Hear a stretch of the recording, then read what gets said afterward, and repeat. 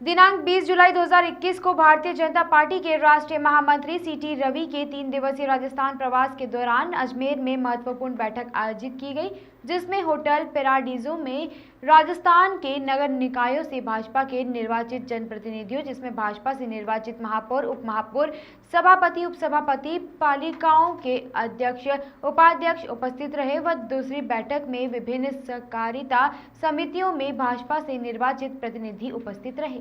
बैठक का शुभारंभ मां भारती, दीनदयाल जी व श्यामा प्रसाद मुखर्जी के चित्रों के समक्ष दीप प्रज्वलन व पुष्पांजलि कर किया गया, जहां बैठक की शुरुआत वंदे मातरम गीत के साथ की गई। भाजपा के राष्ट्रीय महामंत्री सीटी रवि ने कहा कि लोकल बॉडी के चुनाव से व्यक्तिगत छवि महत्वपूर्ण होती है। हम जनप्रतिनिधियों को समय समय पर खुद को अपडेट करते रहना चाहिए। लगातार जनता से संपर्क रखना अति आवश्यक है। अपने कार्यों को सोशल मीडिया के माध्यम से जन जन तक पहुंचाना भी आज के युग की मांग है। हमारे ऊपर सबसे बड़ी जिम्मेदारी यह होती है कि हम सरकारों की जन कल्याण की योजनाओं को जन जन तक पहुंचाएं। हमें अपने संगठन के लोगों से लगातार संपर्क में रहना चाहिए। हमारे पास अपने अपने क्षेत्र का डेवलपमेंट मॉडल होना चाहिए। हम अपने निकाय क्षेत्र में निःशुल्क लाइब्रेरी की व्यवस्था करवा सकते हैं। हम मोदी के संकल्प ना खाऊंगा ना खाने दूंगा के संकल्प के साथ कार्य करना होगा। सीटी रवि ने निकायों के जनप्रतिनिधियों को 3 महत्वपूर्ण सीख दी कि लोगों को कभी मत भूलना, लोगों का कभी मत मन तोड़ना, कभी घमंड न बनाना, और ये हम सभी का मूल मंत्र होना चाहिए। जनप्रतिनिधियों की चरित्र श्रेष्ठ होना चाहिए, क्योंकि पार्टी की छवि भी हमारे जनप्रतिनिधियों से जुड़ी होती है। केंद्र सरकार द्वारा निकायों को मजबूत करने को लेकर अनेकों कार्य किए गए हैं। सहकारिता वह माध्यम से जिसके माध्यम से प्रतिनिधि का सीधा जुड़ाव जनता से होता है, वह इसके माध्यम से ही प्रतिनिधि आम जन के हित में सतत कार्य कर सकता है। राजस्थान भाजपा संगठन महामंत्री श्री चंद्रशेखर ने कहा कि हमें अपने निकाय क्षेत्र में इस प्रकार की व्यवस्था करनी चाहिए कि हमारे जीते हुए जनप्रतिनिधि अर्थात पार्षद व संगठन के प्रतिनिधि अर्थात शक्ति केंद्र प्रभारियों में समन्वय हो, जिससे संगठन का विचार व निकाय की योजनाओं का लाभ भी जन जन को मिल सके। सांसद और विधायकों से कई ज्यादा निकाय के जनप्रतिनिधियों का सीधा संवाद आम जन से होता है। ऐसे में निकाय प्रतिनिधि की जिम्मेदारी भी अधिक होती है। उन्हें अपने कर्तव्यों को निष्ठा से पालन करते हुए जन कल्याण के कार्य करने चाहिए। भाजपा प्रदेश अध्यक्ष सतीश पूनिया ने कहा कि आज हमारी पार्टी ने जनता का दिल जीता है। उसी का उदाहरण है कि प्रधानमंत्री जी के आह्वान पर स्वच्छता के क्षेत्र में सकारात्मक परिवर्तन हुए हैं। ये हम सभी को देखने को मिला है। इससे पर्यटन को भी बढ़ावा मिला है और आज स्वच्छता के प्रति लोगों में जागरूकता बढ़ी है। आज आम जन के विचार बदले हैं।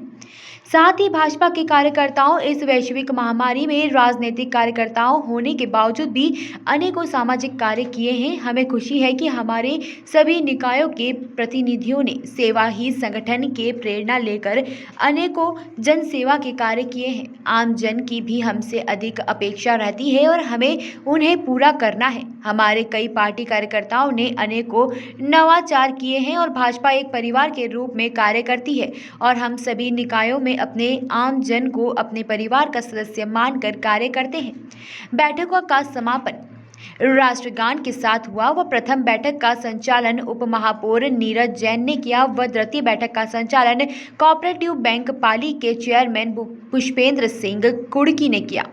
बैठक में प्रदेश महामंत्री भजन लाल शर्मा, मदन दिलावर, भाजपा प्रदेश उपाध्यक्ष व अजमेर संभाग प्रभारी प्रसन्न मेहता, भाजपा शहर जिलाध्यक्ष डॉक्टर प्रियलशील हाड़ा, महापौर ब्रजलता हाड़ा, विधायक वासुदेव देवनानी, अनीता बघेल, प्रदेश मंत्री श्रवण सिंह बगड़ी, भाजपा ओबीसी मोर्चा प्रदेश अध्यक्ष ओम प्रकाश भड़ाना, पुनीत कर्णावत, नरेश कनौजिया, दिनेश सिंह राठौड़, कमल पाठक, चंद्रभान सिंह, प्रमोद बद्रीनारायण, लक्ष्मण सिंह गीता आदि सहकारिताओं के अध्यक्ष उपस्थित रहे।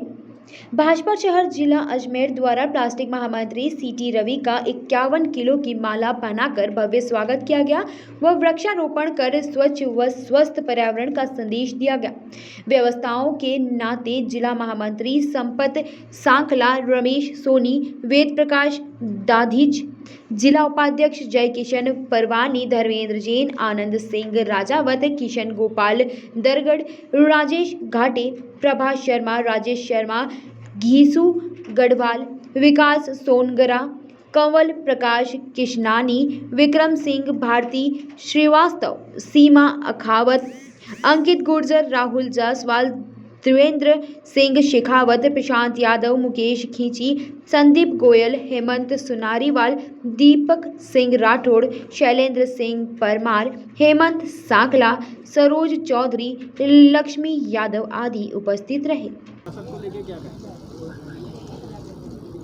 प्रदेश की सियासत को लेके इतना ही कह सकता हूं कि दिल जलता है तो जलने दे, आंसू न बहा फरियाद न कर, क्योंकि 2.5 वर्षों में इस सरकार की जिस तरीके की नीति है उसमें कोरोना आपदा में अवसर बन के कांग्रेस के लिए आया है, क्योंकि अपराध, बेरोजगारी और भ्रष्टाचार ये 3 ऐसे बड़े मुद्दे हैं जिन पर इस सरकार की चारों तरफ से विफलता दिखाई देती है। सरकार की तरफ से कोई यत्न नहीं है। शांतिपूर्ण प्रदेश इस समय अपराधों की राजधानी बन गया। 5,23,000 मुकदमे दर्ज होना और लगातार बलात्कार और गैंगरेप की घटनाएं ये अपने आप में इस बात का संकेत करती हैं। अनुशासित कही जाने वाली भाजपा में भी खिंचतान शुरू हो गई है। पोस्टर विवाद है, जैसा रोहतास जी की कार्रवाई भी 6 साल के लिए निलंबित किया गया। देखिए, लोग इसको अलग अलग तरीके से डिफाइन करते हैं, लेकिन हम लोग अपने एक विचार के नाते काम करने वाले एक ऐसे किस्म के संगठन हैं।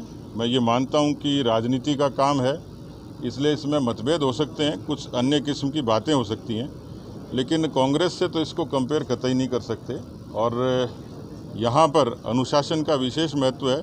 इस तरीके के मुद्दे और मसले आते हैं तो पार्टी उस पर संज्ञान भी लेती है। तो मुझे लगता है कि जो पार्टी के बारे में प्रचारित की जाती हैं वो चीज़ें मीडिया और सोशल मीडिया का उपक्रम जरूर है, लेकिन पार्टी के भीतर किसी तरीके का कोई विवाद या अंतर्कलह नहीं है। मुख्यमंत्री पर भी निशाना साधा है, पंजाब में निशाना। देखिए, वैसे तो परंपरा और उस व्यवहार के नाते तो कह सकता हूं कि उनका अपना झगड़ा है, लेकिन हमें चिंता ये कि कांग्रेस के अंदरूनी झगड़े का असर राजस्थान की गवर्नेंस पे पड़ा है।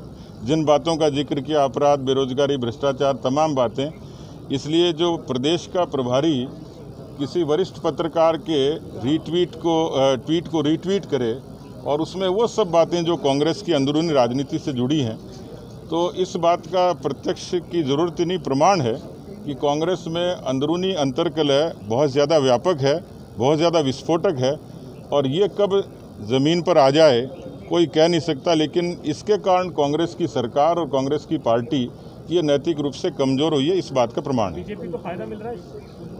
देखिए, हम कांग्रेस की तरह आपदा में अवसर नहीं ढूंढते, लेकिन ये चिंता जरूर है कि कांग्रेस की इस 2.5 साल की आपस की अंतर्कलह का असर राजस्थान की जनता पर पड़ा है और हमारे ऊपर इल्ज़ाम जरूर लगते हैं। लेकिन हेमाराम जी का इस्तीफ़ा बीजेपी ने नहीं कराया। हमारे जो पूर्व मंत्री भरत सिंह जी चिट्ठी लिखते हैं अलग अलग मौक़ों पर, तो बीजेपी नहीं लिखवाती है। उनके विधायक जिस तरीके से बयानबाजी करते हैं और जिस तरीके से अपना विरोध दर्ज करवाते हैं, मुझे लगता है कि कांग्रेस इतनी कमज़ोर हो चुकी है कि वो अपनी कमज़ोरी से, अपने बोझ से अपने आप गिर जाएगी। इतिहास में पीछे मुड़ के देखें तो महंगाई की और भ्रष्टाचार की जनक कांग्रेस पार्टी है, और मुझे ताज्जुब होता है कि वो डीजल और पेट्रोल को लेकर जिस तरीके से उपक्रम करते हैं, नाटकबाजी करते हैं, पाखंड करते हैं। मनमोहन सिंह जी की सरकार के समय पेट्रोल 112% की बढ़ोतरी हुई थी, डीजल की 160% की हुई थी।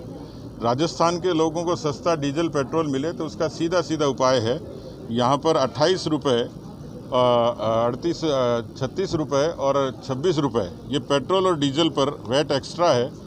आसपास के प्रदेशों से लोग डीजल लाते हैं और यहाँ का रेवेन्यू का नुकसान होता है।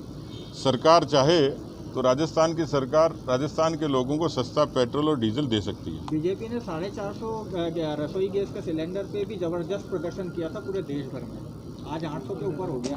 देखिए, बहुत सारी चीज़ें अंतर्राष्ट्रीय मानकों से भी तय होती हैं, और रसोई गैस के सिलेंडर की कीमत एक समय मनमोहन सिंह जी के टाइम भी 1000 रुपये पहुँच गई थी।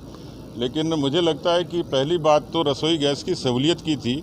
आज हिंदुस्तान के 10 करोड़ से भी ज़्यादा लोग उज्ज्वला के उस रसोई गैस का उपभोग कर रहे हैं। 65 लाख से भी ज़्यादा लोग राजस्थान में भी उपयोग कर रहे हैं। तो ईंधन का एक मजबूत विकल्प था जो लोगों को सहूलियत के लिए मिलता है। Bureau report, Canon news.